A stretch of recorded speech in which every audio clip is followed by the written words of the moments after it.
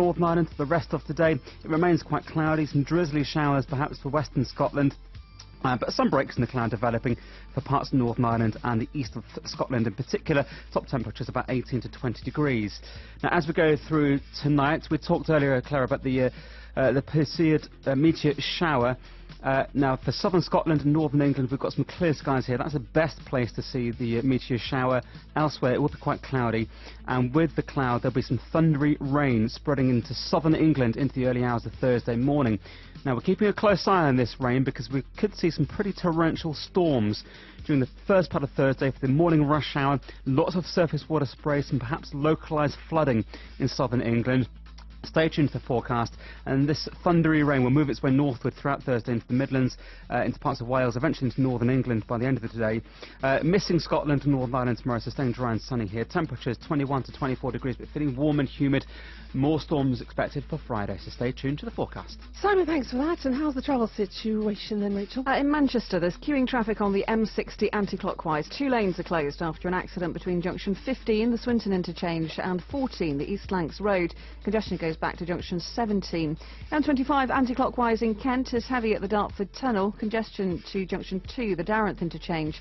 In Suffolk, Mildenhall, there's queuing traffic on the A11 southbound, which is closed while an overturned lorry is recovered between Elvedon and Five Ways. And in Surrey, traffic at a standstill on the A3 in both directions at the Hindhead Tunnel. That's closed because of a technical fault. Trapped traffic there is now being released. 5 Live Breakfast with Nikki Campbell and Rachel Burden. On Breakfast this morning, we heard from the new Consumer Ombudsman, who's trying to make it easier for you to complain about bad service. There's new legislation behind this, and this is the issue about it. It's not mandatory on most companies. It's mandatory in certain areas, but not in all areas. All the research shows that if a company handles a complaint well and has an independent dispute resolution at the end of it, it actually increases customer loyalty hugely. Tomorrow morning, we'll ask how much freedom should you give your children during the summer holidays?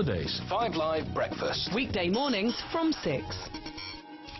On digital, online, smartphone and tablet. This is BBC 5 Live. 5 Live Daily. Good afternoon, it is 5 Live Daily. Claire McDonnell with you this afternoon, 8 minutes past midday now. This news just broken in the last couple of minutes. Labour says it's going to extend the deadline for people to register to vote in the leadership election until 3 o'clock this afternoon. The deadline was, of course, midday. Pushed it back 3 hours after technical problems meant some people couldn't sign up via the website this morning, so the party wasn't able to say whether it's due to the volume of traffic, but they have extended the deadline for people to register to vote in the leadership election until 3 o'clock this afternoon. That news just into us here at 5 Live. Now, this news just breaking as well in the last hour or so. 5 members of the same family have been arrested by counter-terrorism officers in East London today. The BBC's Home Affairs correspondent, Dominic Casciani, joins us now. Dominic, good afternoon. What do we know? Yeah, Claire, we know this is an arrest carried out by the Met's Counter-Terrorism Command at about 6 a.m. this morning at an address in East London. We're not quite sure where. 5 members of the same family, a 51-year-old father, his wife who's 53, and 3 daughters who are aged between, one's 16, the middle one's 17, and the oldest one is 19 years old. They're all being held at a central London police station on suspicion of possessing information likely to be useful to a person committing or preparing an act of terrorism. Now, the father, he's been additionally arrested on suspicion of possessing false identity documents with an improper intention, contrary to the Identity Documents Act 2010. We do know also that this is part of an ongoing investigation which previously saw one of the daughters arrested back in July. Now, that's the youngest daughter. She was 15 at the time, and she was arrested at the time on suspicion of preparation of terrorism. And that arrest, we understand, was linked to some kind of allegation of suspected possible travel to Syria. Now, she is on bail in relation to that inquiry whilst the police look into exactly what was going on. And clearly you can read between the lines, and you can see they've effectively extended this inquiry to the wider family group. And how does this fit into the bigger picture of Scotland Yard, the police force in the UK, the Home Office fight against homegrown terrorism? Yeah, I mean, senior officers of Scotland Yard are pretty clear that this kind of thing is becoming more commonplace. In the last few weeks, we've had 2 families, according to Scotland Yard officers, who've been stopped from attempting to travel to Syria. Over the last year, we've had probably about an average of 1 arrest a day, about 372 odd arrests in the year to July. That's a 40% increase on the previous year. So we can see the arrests have been going up. A lot of this is directly linked to the conflict in Syria and Iraq. And we know also that there are a dozen families with more than 30 children who have been made subject to interim care orders or wards of court to prevent or to mitigate against the risk of these families leaving the country and potentially travelling to Syria. So there's an awful lot of activity going on behind the scenes we don't know of. For instance, the police are making an awful lot of use at the moment of a new power they were given this year by Parliament to seize passports at borders, and a lot of that work is going on very quietly. We don't see it happening. Somebody gets to a border, tries to maybe board a ferry or get a flight, and they're told by police, we're not letting you go, we're going to have your passport for a couple of weeks while we investigate. And critically also, the senior judiciary have stepped into this as well. We had a very important judgment just a couple of weeks ago at the High Court where they backed the use of GPS-linked tags for families. So if you have a family where there is a suspicion that they could go to Syria, the police now have the power, effectively, or rather the approval, to tag that family and attempt to keep them in the UK. Dominic, thank you. Our Home Affairs correspondent Dominic Cassiani on the news that 5 members of the same family have been arrested by counter-terrorism officers in East London. It's 12 minutes past midday now on 5 Live Daily. We've been discussing these new figures this morning, which reveal more than 16,000 parents were prosecuted in England last year as a result of their children playing truant from school. The number has risen sharply because of new rules on attendance. There is no distinction, though, in these figures between those parents who removed their child from school for a holiday during term time and parents whose children who didn't turn up for other reasons. Well, Julia has called from London. Afternoon to you, Julia. Hello. Now, you're an attendance officer at a primary school in London. I am. Now, tell us the situation there. You've been issuing a lot of fines recently, haven't you? Well, we have started issuing fines now. We gave our parents pre-warning that this would be happening because a lot of people said, oh, well, the schools always say that, but they never follow it through. So when we decided we were going to have to start issuing the fines, we did give all our parents warnings that, yes, if you take your child out unauthorised during school time, you will be fined now. It has taken us to fine a few for the message to sort of get through that this isn't acceptable anymore, and this is what the school by law has to do. We have to report anybody who just doesn't turn up for school to the council. And what happens to you if you just say, well, we'll turn a blind eye to that? What happens to you? Well, you can't really just turn a blind eye because there is something called exceptional circumstances. So if somebody comes to us and say we need to take our child out because of this reason, we do consider, we don't just automatically fine. The trouble we have with this, though, is now it is being abused slightly. When it comes up to school holidays, we suddenly have lots of requests having to go abroad for parents who are ill, people who are ill. And that's fair enough, isn't it? Yes, it is fair enough. But the trouble is then we do ask people to say, OK, that's fair enough. Obviously, as a school, we have to cover ourselves. So, if you could perhaps bring us some evidence or some flight tickets to say that you have had to just book this now. And often the case is when you ask them to do that, the flights have been booked 6 months back. So it isn't always an immediate, having to go abroad now. It's sort of been pre-planned. OK, so you get fibbed to, essentially, and it's your job to kind of wheedle out the people who are fibbing, and it's important that children attend school. But what do you say to the argument, the people who counter-argue this with, well, it's just all about attendance figures, and that's all fed into Ofsted, and we're just obsessed with league tables, and there are situations where children, it will benefit the children not to be at school, but those situations don't fall into these very strict, tight categories anymore. So nobody has any wriggle room, and actually that can be not only to the detriment of families, but to the detriment of children as well.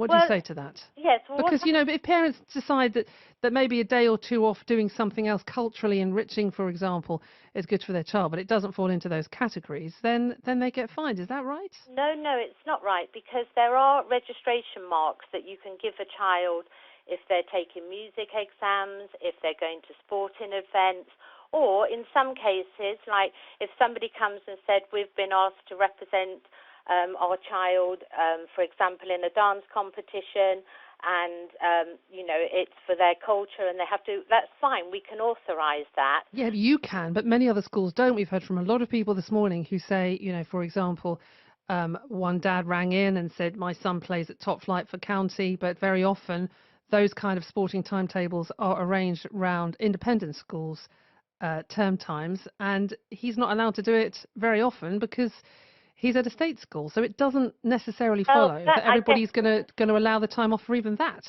No, I would guess that is each independent school decides on that, but there are marks that would cover that as an authorised mark. It wouldn't go as an authorised mark. But what there's two different types of unauthorised absence where the fines go. One is for taking time out in school time, which is often for holidays.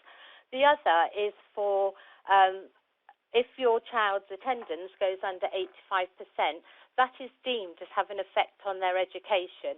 Their marks, their SATs results won't be so good. And unfortunately, that's the other thing the schools have to monitor. Anyone who falls below 85% is deemed as a persistent absentee.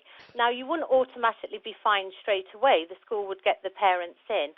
And obviously, there's situations where a child has a long-term illness. They have to take a lot of time off with that. And that's all taken into consideration. But it's the people who just constantly have days off here, days off there, and their attendance goes below what is considered, if it goes under 85%, your child is not getting the full benefit of their education. Julia, thank you so much for calling in. Julia, you're in London there, an attendance officer in a primary school. As ever, we love your views. 85058 on the text or at BBC 5 Live on social media. We're going to have a quick check-in with the Women's Ashes test. Play yet to get underway, but Henry Moran is there. Afternoon, Henry.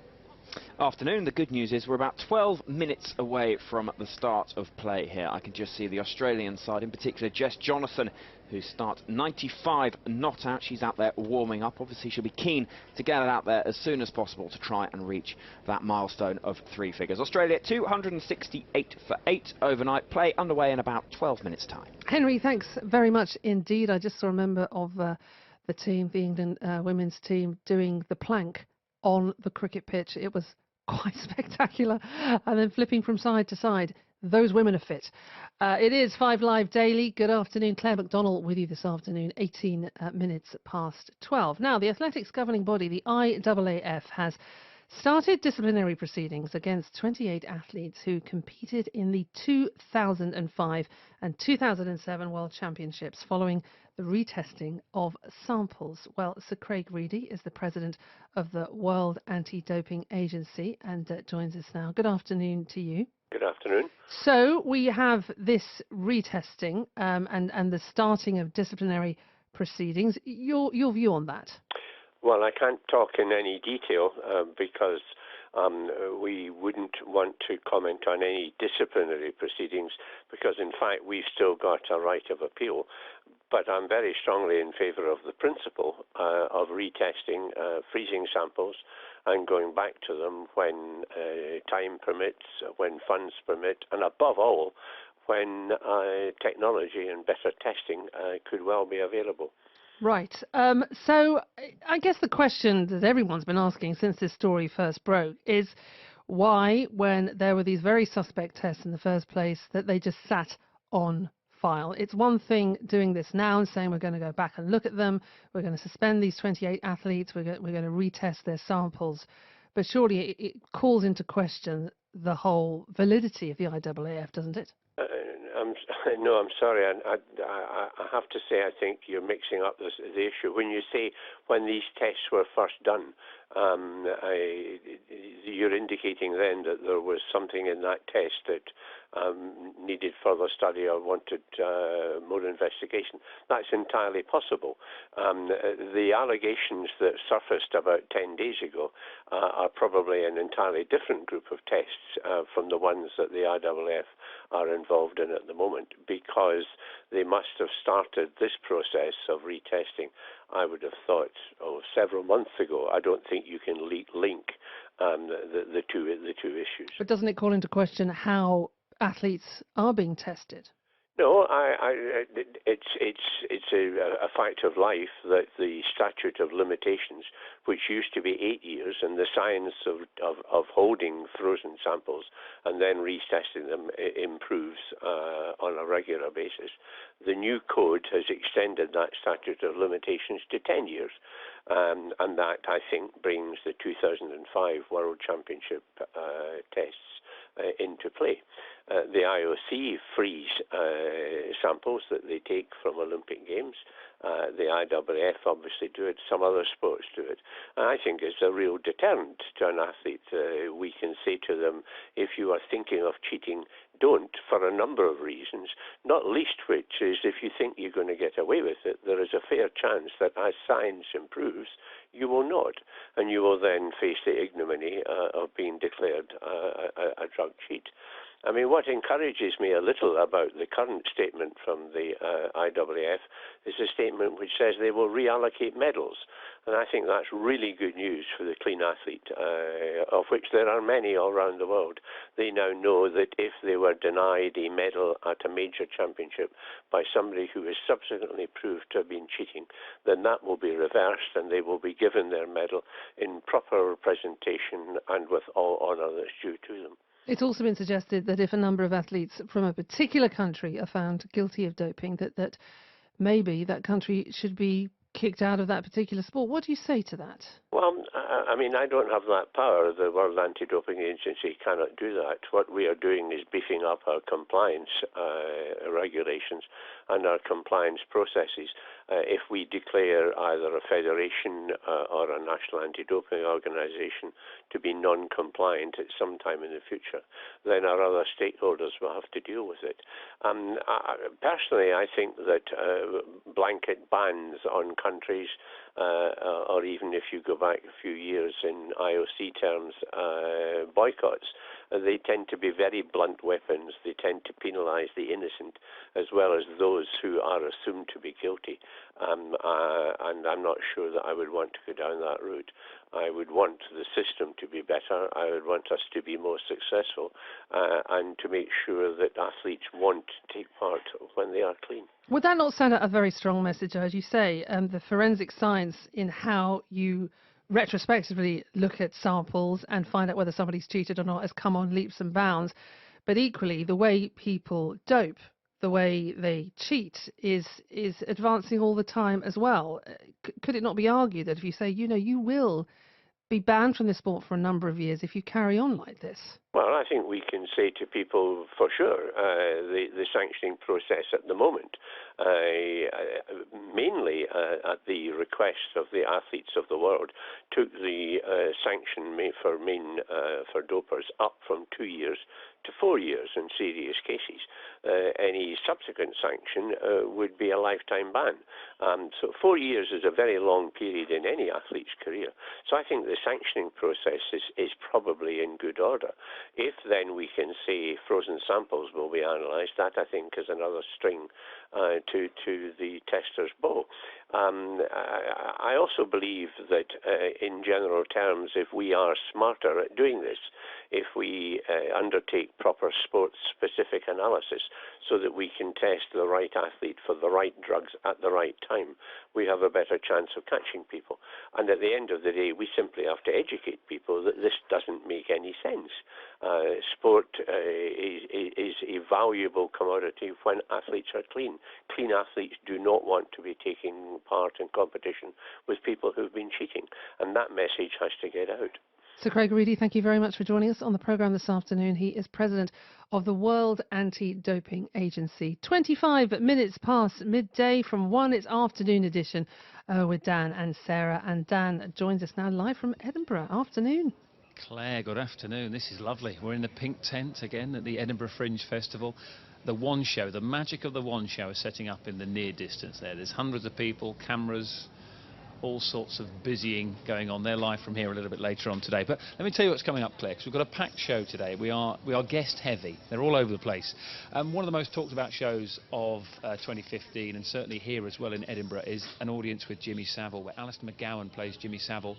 It's been written by Jonathan Maitland. We'll be speaking to both of those gentlemen right at the top of the programme. They'll be here with us from 1 o'clock.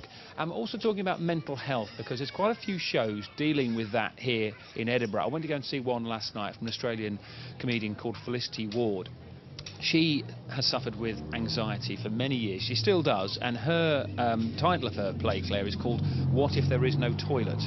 Which gives you an indication into what her sort of anxiety is. It's related to irritable bowel syndrome. She's very open, she's very honest, and she's very funny about it as well. So we'll be discussing mental health and comedy with Felicity and others, particularly. That's about 1:30 today. Sarah has just been to see Juliette Binoche.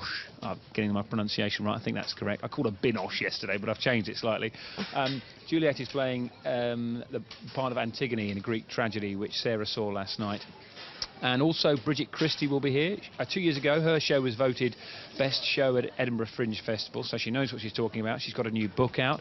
One of the other shows I saw last night, 4 in total I saw yesterday, Claire, so I've done the full Edinburgh experience with 2 guys from New York called Gideon and Hubcap, who normally play in people's living rooms. They'll be playing a bit of live music for us today. They use a saw. As part of their show, they normally fight in a T-shirt, and also I don't think I've ever seen any sort of performance which involves the water pipe from a washing machine. So Gideon and Hubcap will be here as well. And we'll also be touching on political comedy. Tommy Shepherd, the SNP MP for Edinburgh, is going to be with us. He's also a comedy promoter. Matt Ford will be along with him as well. He's performing at the Edinburgh Fringe. And on top of all that, we'll also do the big share, where we look at some of the big media stories that are doing the rounds socially in social media on the internet in the past few days, including that American who walked off the set, I think, of a Fox programme because they were talking about the Kardashians. He couldn't handle another story about the Kardashians. I told you we were packed. I don't know how you're going to get it all in 3 hours. Yeah, that was a real network moment, wasn't it? He just said, no, I'm not doing this. And you could hear him shouting from the side set going, tell me when you finished talking about the Kardashians. I don't know whether he did it for effect, but it certainly worked, and everybody's talking about it. Is there a story that you think you'd walk off because you've had enough of it? Yeah, probably that one. Anyway, enjoy Edinburgh. Dan and Sarah here from 1, live from the Edinburgh Festival. Just before 12:30 now. About this time every Wednesday, we normally speak to a panel of MPs, but with Parliament away, of course, for the summer, we thought we would change the cast slightly and attempt to think big. So I've got with me a panel who all represent think tanks. What is a think tank? Well, we'll come to that in a minute, but let me introduce them. Claire Fox founded and runs the Institute of Ideas. Afternoon to you, Claire. Good afternoon. Mark Littlewood is Director General of the Institute of Economic Affairs. He used to be the head of media for the Liberal Democrats. Afternoon, Mark. Good afternoon. And Tom Burke is from the Sustainable Development think tank E3G. He also used to work for Friends of the Earth. Good morning to you, Tom. Hi. Let's start with that one then. Very simple question. Claire, what is a think tank?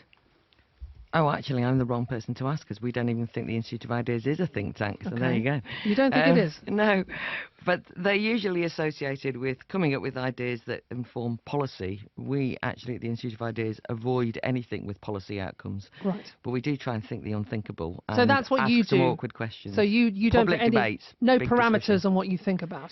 And mainly we organise big public discussions on some of the issues that people shy away from. No holds barred debate on the big issues of the day. Sounds fun.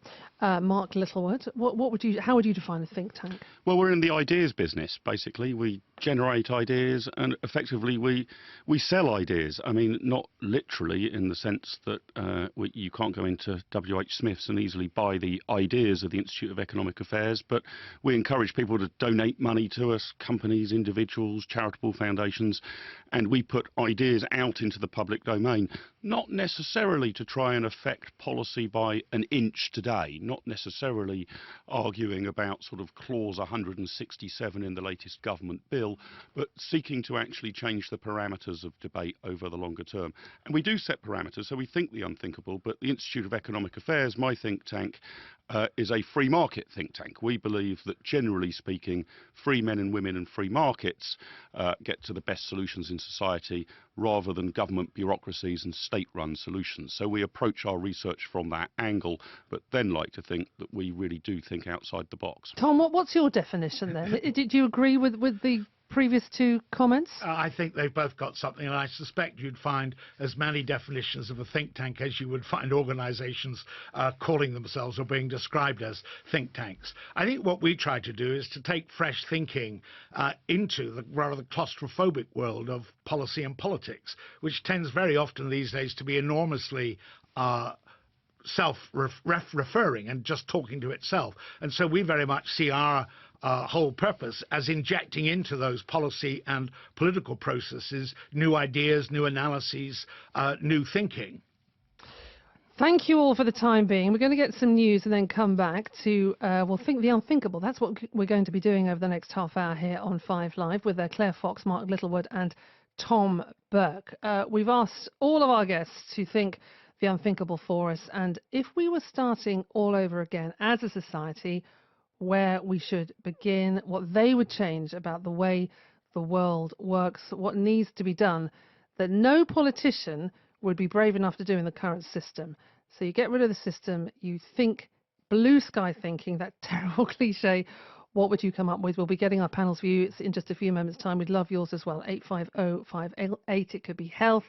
It could be education, it could be the way we exist alongside one another in society. What would you change if you had the complete and utter freedom to change it? 850-58, we'd love to hear from you. It is 12:32 now.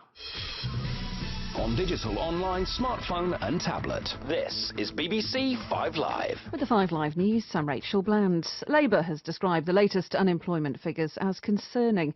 The number of people out of work in the UK went up by 25,000 between April and June, rising for the second consecutive quarter. Airport shops are being urged to pass on VAT savings made when customers flying to non-EU countries show their boarding passes. The government says the VAT relief was intended to reduce prices for travellers, not be a windfall for shops. 5 members of one family have been arrested on suspicion of terror offences in East London. Scotland Yard detained a 51-year-old man, a woman aged 53 and 3 teenage girls aged 16, 17 and 19. Households in Lancashire need to continue boiling water before drinking it because of a bug in the water. United Utilities was hoping to lift the notice today, but now says the guidance will remain in place. And Labour has extended the deadline for people to register to vote in the leadership election until 3 o'clock this afternoon. It's after technical problems meant some people couldn't sign up via the website this morning. Sport now, here's Chris. The World Anti-Doping Chief, Sir Craig Reedy, has told 5 Live he's encouraged by the IAAF's stance that they will reallocate medals that were awarded to athletes later found to have doped. Reedy says it's really good news for the clean athlete. Yesterday, the IAAF announced provisional suspensions for 28 athletes whose retests showed positive results. I think it's a real deterrent to an athlete. We can say to them, if you are thinking of cheating, don't, for a number of reasons, not least which is if you think you're going to get away with it, there is a fair chance that as science improves, you will not, and you will then face the ignominy of being declared a drug cheat. Yeah, it was a good listen, that. That was the president of the World Anti-Doping Agency, Sir Craig Reedy, speaking to 5 Live Daily a little earlier this hour. Also in athletics, the double Olympic champion Mo Farah has confirmed he'll defend his Great North Run title next month. Farah is also part of the Great Britain team for the World Championships, which starts in Beijing on the 22nd of August. Now the covers are off and play is finally underway on the second day of the Women's Ashes Test. Alison Mitchell is at Canterbury. And we'll have half an hour of play before lunch here. Australia taking 3 runs off the first over of the day, bowled by Anya Shrubsole, who was the main wicket taker for England yesterday before that Australian recovery. Jess Jonathan was 95 not out overnight for Australia. She's in search of a Test century on her debut, and she'd be only the 13th woman to achieve that in international cricket if she gets there. She's now 97 not out for a streaky couple down to third man. We can play an extra hour tonight to try and make up the overs, so that would be until 7 p.m. Play could be extended till 7:30 if there's further interruption, but tea will be at 4:10. But for now, it's about England trying to take these last 2 wickets. Jess Jonathan striving to get to a century. Australia 271 for 8. And coverage continues on 5 Live Sports Extra. The Football Association has responded to the dwindling number of homegrown players in the Premier League by pledging almost £250 million to grassroots football over the next 4 years. That is an increase of £60 million on the previous 4-year cycle. Glasgow has been confirmed as the host city for Great Britain's Davis Cup semi-final against Australia next month.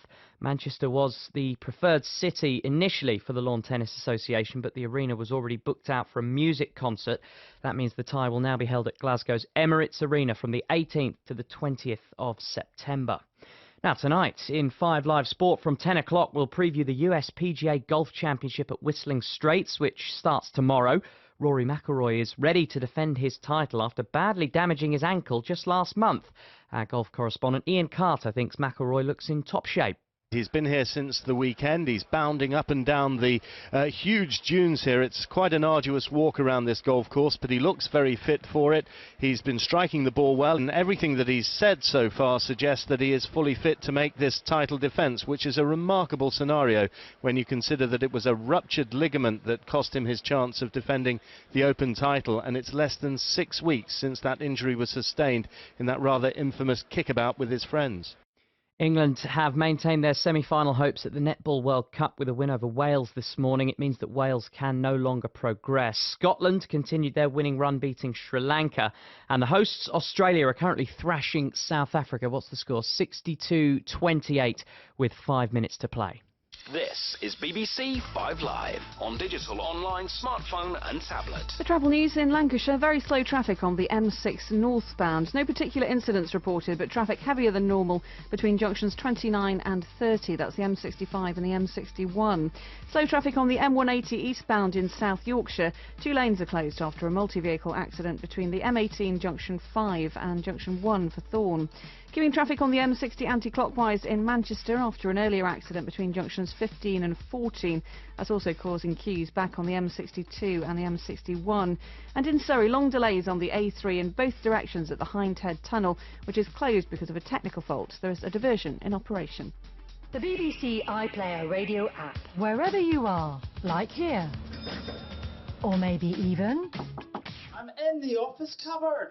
Let BBC iPlayer Radio take you to where you want to be. Grab your phone or tablet, stick your headphones on, spin the dial on the app to BBC Radio 5 Live, and you're there, at the ground. The referee is ready. What a goal! What a sensational goal! We are ready. Oh my word! Another new season. That is something exceptional. The BBC iPlayer Radio app, for wherever you want to be. Download it now. On digital, online, smartphone and tablet. This is BBC 5 Live. 5 Live Daily. Just for 20 to 1 on 5 Live Daily, Claire McDonnell with you this afternoon. Think the unthinkable. That's what we're asking you. We're talking think tanks this afternoon. Well, we have 2 representatives from think tanks and 1 from an Institute of Ideas. More from them in just a second. If you could rewrite the rule book, there is no government. Maybe there's no monarchy. There is no traditional structure of society as we see it. How would you make the world a better place if you could think the unthinkable and you were in charge? This thinking the unthinkable, no popular politician is brave enough to talk about population control. We live in a country where we pay people to have children despite the fact that we haven't got enough schools, houses or jobs for the people we already have. This text of what I would change is take education out of direct government control. Why have such an important element of human development, vulnerable to the changes of ideology every couple of years? Ian Illusion says we should restart all races without religion. This would resolve almost all conflict. And Nicholas says starting the world again, sterilise humans, showing an interest in politics and taxation and boy bands. Have fun, says Nicholas. 85058, what would you do? How would you restart? Well, reset, really. Reboot the human race. We have Claire Fox with us, who founded the Institute of Ideas. We have Mark Littlewood, Director General of the Institute of Economic Affairs, and Tom Burke from the Sustainable Development think tank E3G. Now, we asked all three of you to think the unthinkable and to come up with your big idea. So, Mark, let's start with you. What's yours? Well, it's picking up a bit from one of your listeners there about getting government out of education. In my ideal world, with a blank sheet of paper, the government and the state would provide virtually no services at all. It would defend the realm. We'd need to have an army, and we would need to have a court system. But we would not run health and education via politicians, government departments and bureaucrats. In fact, I would cut, I think, the number of government departments from whatever it is at the moment, 26, 28 cabinet ministers, to just 4. I would have a Home Affairs Department, so that would be Homeland Security and Justice and Policing. I'd have Foreign Affairs and Defence to protect the realm. I would have a Treasury to raise taxes, and I would have a Welfare Department to redistribute wealth. But I wouldn't have the government actually providing you with a doctor, a nurse, a French teacher, a house or whatever else. I would leave that to the free market. I think the government's job is to guarantee that people, and the poorest especially, can get access to those things. But we don't need politicians actually running our healthcare or education system any more than we need politicians to run Tesco's or Marks and Spencer's in order to ensure that all people are fed and clothed. So they would have the responsibility to ensure that everybody in society had access to health and education. And what you'd still need a structure to make sure that that happened, though, wouldn't you? What would you put in place? That would be a cash redistribution system, and I think this is where I would like sort of politics to be based. You know, how much money should we take from millionaires and give to people on £10,000 a year? I can see political parties arguing about that. But we shouldn't be redistributing services from the rich to the poor. It should basically be cash or vouchers. And we can argue about what level of redistribution we want. I mean, have we got it about right now? Do we think millionaires and billionaires are paying about the right amount, or a bit too much? Are we disincentivising people getting rich because we're taxing them too high? Or do we want to tax them even more? Do we think we could do that? But that would be the limits of the government's decision. How much am I taking from the relatively affluent and transferring to the relatively poor? And once they had completed that transaction of, let's say, for sake of argument, we agree that we will top up every adult's income in the United Kingdom to £12,000 a year, to pick a number out of thin air. Once the government's done that, it then leaves people to it. You choose your school, your hospital, your doctor, the house you want to live in on the free market, in exactly the same way that you pick what food you want to eat off the shelves in a grocery store or a supermarket. So I would massively narrow the functions of government. Yes, there would be redistribution and there would be tax. I'd make tax a lot simpler. Our tax rule book is now 18,000 pages in length. No human being could possibly understand all of it, or probably even more than about 1% of it. I think I'd probably restrict the government to having a tax rule book that is only 18 pages in length rather than 18,000. It should redistribute wealth and then get out of the way. OK, Claire, what do you think to that? It's radical. It's kind of government more as administrators of wealth rather than making decisions about where the money goes and how people should spend it. What do you think to that idea? Well, I'm not as fundamentalist as Mark on this. I actually think that the free market would unlikely create the kind of education system that I would want. So I'm not opposed in principle to, for example, the state running education. Where I think he's onto something, though, is there's been a massive increase in the amount of government intervention, even interference, into the kind of services they run. So they become increasingly politicised, which is a worrying development. So it's one thing providing the structures that allow schools to be run by the state in the sense of funded by them, but they've started to use them as political vehicles, and that's a much more worrying development, it seems to me. And what specifically worries you at the moment? I mean, we were talking about truancy on the programme this morning and how parents are getting fined for not making sure their kids are in school. Is that the kind of thing you're talking about? That is an example of kind of an overbearing state gone mad, in my opinion. But, I mean, slightly more worrying for me is the politicisation of the curriculum, for example. I mean, no matter what social problem you have these days, politicians will say, well, I'm sure schools can solve it. So it can be anything from a panic around obesity, so they suddenly say we've got to change the whole curriculum so that everybody's following Jamie Oliver's healthy eating rules, or it can be teenage pregnancies, or anything of of that nature. Oh, we've got to have special classes, personal social health classes at the moment, or even discussing teaching young people consent lessons in how to negotiate their personal and private relationships, which I think is an outrageous. Is that outrageous? Lots of people listening would say that's a brilliant function of schools. I thought we were meant to be thinking the unthinkable. Well, I mean, but argue against that. It's a massive change on what was an arena that was confined to, you know, for example, the privacy of the family and how you discussed and how you thought about your sexual relationships, rather than a state set of rules about the kind of relationships you should have. I mean, the consent lessons are entirely prescriptive. It's a new thing. Sex education in the past was biology lessons. This is much more how we as the state tell you you should live exactly and the kind of relationships you should have. And I'm suggesting that, in line with Mark's view, that in fact governments are becoming increasingly overbearing into the private lives of people, increasingly colonising even our emotions and our decisions about the kind of relationships we have. So that bit scares the life out of me. OK, we're going to get Tom's view on Mark's big plan in just a second, but there's been a wicket in the women's cricket at the Ashes. Henry, what's going on? Jess Jonathan, 99 she made, and then Catherine Brunt struck. Trapped LBW in front. Jess Jonathan on Test debut, so close to that three-figure score. She could have potentially taken 2 runs when she just took a single a couple of deliveries earlier. She didn't, and she had to make the long walk back to the pavilion. But just as I say that, it looks as though Australia's captain Meg Lanning has called her side in, declaring on 274 for 9 it looks like, and England will be out and batting in around about 10 minutes time. Henry Moran live for us at the Women's Ashes. Thank you. Yeah, so Tom Burke, we're talking there, hearing from Claire Fox saying that, you know, education has become very politicised and prescriptive and overbearing, really, and it runs counter to her view of what an education system could be. What do you think? I mean, you're essentially with an environmental pressure group. What do you think about that? I go along with the direction of travel that Mark and Claire were in the sense that I think government has got far too centralised. Started under Thatcher, was taken further forward by Labour, and has now got really quite ridiculous, the level of centralisation. And so I would want to push a lot more of power, authority, particularly over finance, out to cities and communities so they can determine things for themselves, and so we can have some real accountability for the decisions that politicians take.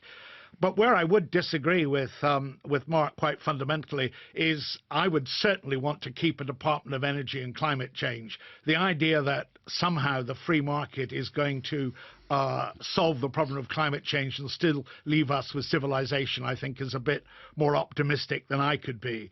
I'm much more concerned with making sure that we insulate every building in Britain, for instance, to a very high degree, of giving every single home and community in this country the right and the ability to generate their own electricity from renewable sources. I think if we did those sort of things, we would be enormously helping to lower bills for people, reduce fuel poverty, increase the competitiveness of our industry. Oh, and by the way, help with reducing the burden on the NHS. We do all of that and get some reduction in carbon emissions as well. OK, Tom, that's your big idea. So, Mark, what do you say to that? He's got a point, hasn't he? If you leave it to the free market to say, also, you know, make sure you put protecting the environment near the top of the list. If it's the economy, isn't it? That's not going to happen if it makes people money. Yeah, we may not be as far apart as you might think in this regard. I mean, I'm not a scientist. I don't know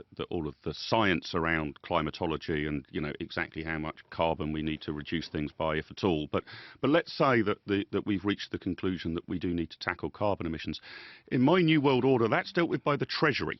We would have a tax on carbon emissions. If you were running a coal mine, you would be facing all things being equal, a higher tax bill than if you were running a windmill. But the government would impose the tax.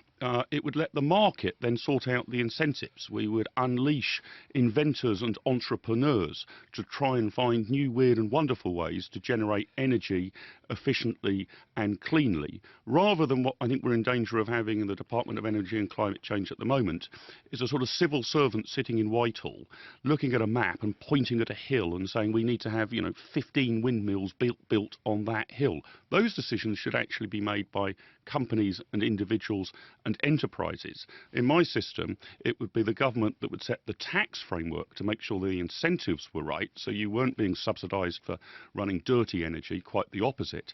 But then I would allow entrepreneurialism to flourish, and I think that it's the free side of the economy and the genius of mankind that will find a solution not just to climate change but pollution more generally, rather than bureaucrats, experts and politicians in Whitehall, however well-meaning they may be. Okay, Tom, what do you think to that idea?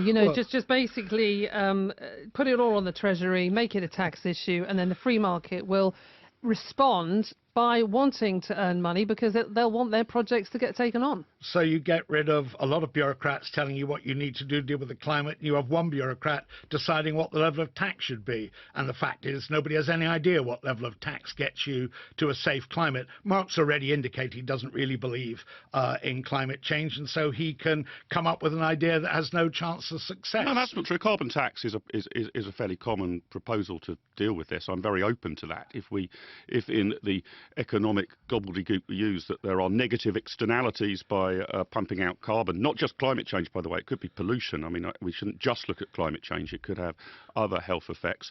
Fine, set a tax rate, and I would set a carbon tax rate in much the same way that the Bank of England sets an interest rate.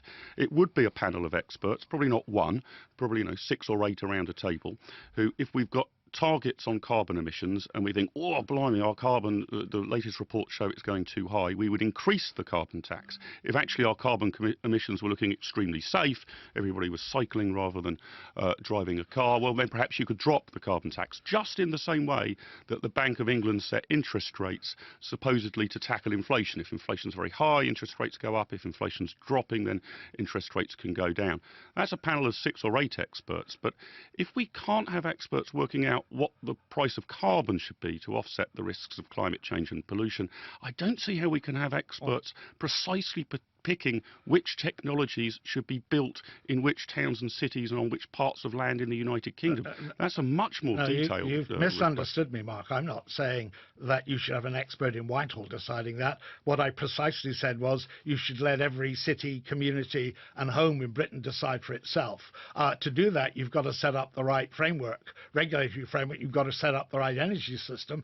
That's something that government has to do because nobody else will do it. But Tom, actually, one of the issues that happens in relation to climate change is actually that people are not given the freedom to choose for themselves. I mean, we're constantly being hectored and actually disciplined into behaving in certain ways because we're being told of the threat of climate change. So you'll have all sorts of nudges, government interventions, everything from building standards being changed so that we have to insulate our houses, or that the bath is even smaller than we'd want it to be so we don't use as much water. Councils, I mean, it doesn't matter how local it is, if it's actually an intervention that stops you freely choosing the way you live, then I'd go along more with Mark. And I also think there is a danger that the having a specific department given over to this overstates the threat that we face in relation to, the doom-mongering that sometimes happens in a discussion about what threatens the planet, rather than us thinking we are intelligent, resourceful, absolutely ingenious as a humanity, and if we have created some problems through burning fossil fuels or whatever, then we'll solve those problems rather than trying to always stop us doing things, cutting back, putting regulations in place to make things harder to build or develop infrastructure or whatever, on the basis that if we go that far we'll run out of planet space and we'll kill ourselves off. I think that's too much like scaremongering. Okay, and I know you're a climate change sceptic, aren't you, Claire? I am indeed. Okay, but what would you suggest as an alternative then? You're with Mark to say let the entrepreneurial spirit flourish, and if a tax system is in place that disincentivises people from polluting the planet, then the gap will be filled by people coming up with ingenious ideas to protect ourselves. Well, yeah, I mean, the only reason I'm making that point is that I'm very enthusiastic, but also concerned about development, say, of places like India, China, all parts of the world that are yet to achieve some of the great gains of modernity over that we have benefited from. And I'm not saying Thomas said this, but it drives me mad when people say, well, you know, what would happen if everybody in India had a car or got on a plane to go on holiday? You know, that would destroy the environment. We've got to hold things back. I personally think that holding back progress is retrograde for humanity. So of course there will be consequences to using energy, but I think some of the campaigns at the moment, like actually telling us we shouldn't use fossil fuel, it shouldn't be used anywhere in the world, can only consign places like sub-Saharan Africa to never being able to develop. And I think that therefore we need to get a sense of perspective. And the use of climate change skeptic is a kind of interesting one. I mean, I think it's overstated. I don't think there's no such thing as climate change. I think, however, it can be used to frighten us into not moving forward in ways that I think would be beneficial for humanity. We could debate this for a very long time, but I'm really keen to get your idea in, Claire. Your big idea, what is it? Okay, so we started off this as think the unthinkable, and I suppose if I'm going to start from scratch, I have to say that I want to be able to say the unsayable.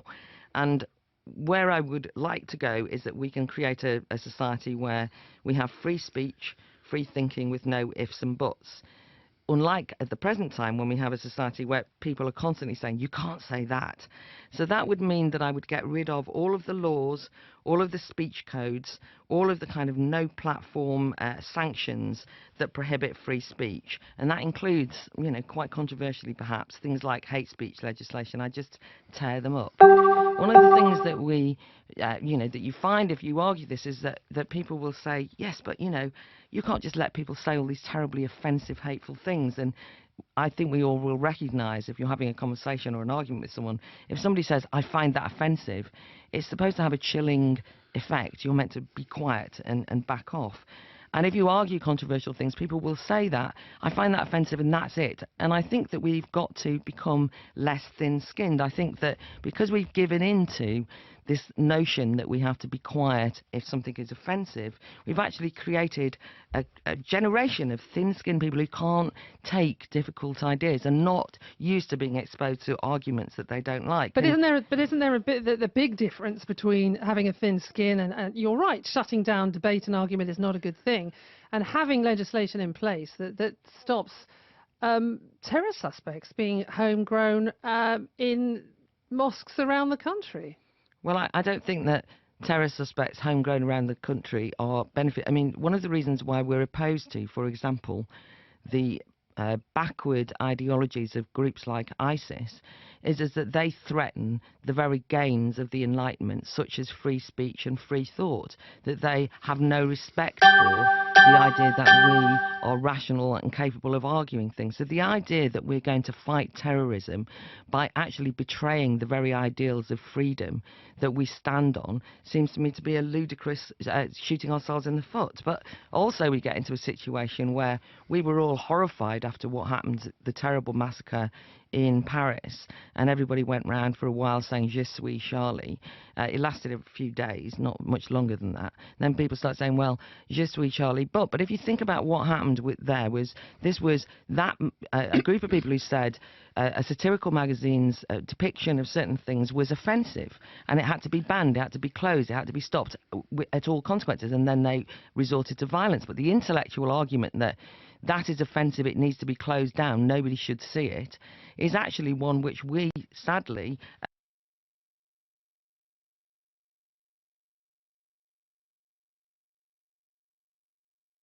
certain ideas that can't be queried. I mean, there's recently been in the news all of the discussion around Kids Company and Camilla Batmangeli, and people are saying, well, you know, why for 19 years with this organisation nobody dared criticise it?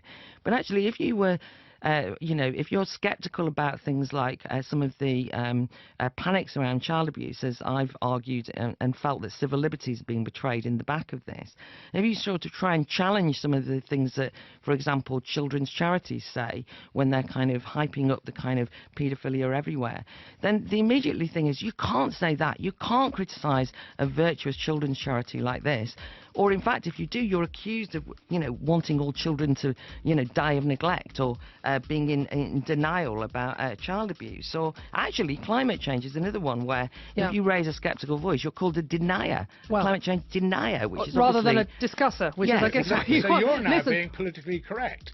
We will have to leave it there, chaps. Thank you so much for joining us, Claire Fox, Mark Littlewood and Tom Book, thinking the unthinkable. Thank you for joining us. Thank you, Claire. After 1, we're live at the world's largest art festival, inside this beautiful pink BBC tent in Edinburgh. We'll speak to the star and writer of one of this year's most controversial plays. Alistair McGowan and Jonathan Maitland will tell us why they wanted to bring Jimmy Savile back to life on stage. Juliette Binoche, Bridget Christie, Gideon and Hubcap, and a small yet perfectly formed live audience. Good afternoon, one and all. First for breaking news and the best live sport. This is BBC 5 Live. It's 1 o'clock on 5 Live. This is Afternoon Edition with Sarah Brett and Dan Walker. On my news this hour, latest figures show the number of people out of work has risen again. And in sport, WADA warned the dopers they can still be caught years after the event. This is BBC 5 Live. With the BBC News on 5 Live, I'm Rebecca Pucchiello. Good afternoon. The Office for National Statistics says UK unemployment